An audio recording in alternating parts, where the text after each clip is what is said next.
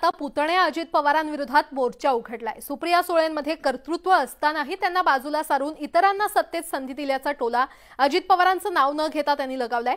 आता यावरून नवा वाद पेटण्याची शक्यता वर्तवली जाते। पाहूयात।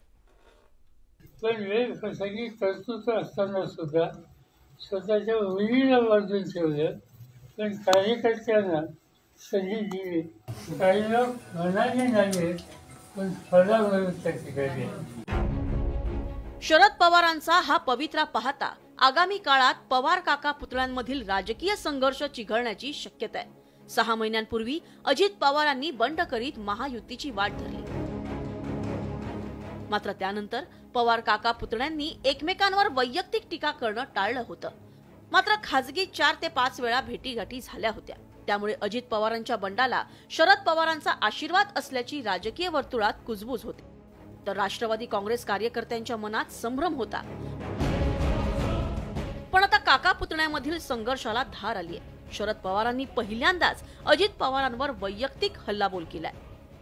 सर्व म्हणून एक नेते होते, सरकारी होते, त्यांच्या उणीला आपण वंचित केलं, त्यांच्या हातावरील सत्ता दिली।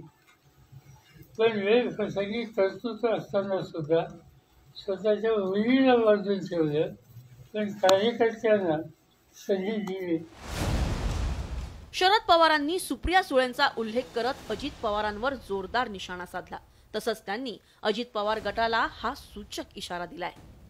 काही लोक मनाने नाही पण फळावरून त्याची गरज आहे, आणि काही लोक हे स्वतःचं मत व्यक्त करायची ताकद नाही, त्यामुळे निर्दयपणाने त्याची सगळी, त्यामुळे त्याची चिंता करू नका, आपण त्याचा विचारच करणार।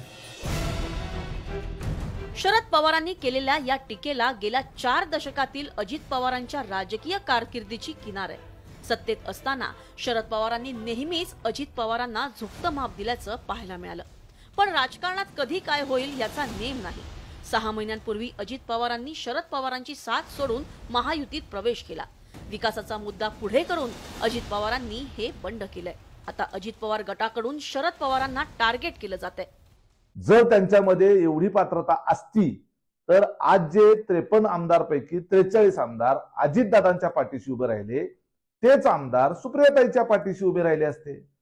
वस्तुस्थिती लक्षात घेतली पाहिजे की सिंह हा कन्या राशीमध्ये अनेक वर्षापासून झुकलेला होता, तो कार्यकर्त्याच्या राशीतून निघाला आणि कन्या राशीमध्ये गेला, म्हणून हा ग्रहदोष निर्माण झाला। राष्ट्रवादी काँग्रेसमधील फुटीनंतर अजित पवार गटानं पक्ष आणि चिन्हावरही दावा ठोकलाय। तो वाद निवडणूक आयोगासमोर प्रलंबित आहे।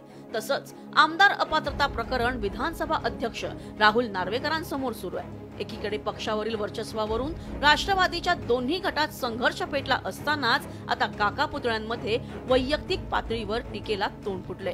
Bureau report, news 18 Lokmat.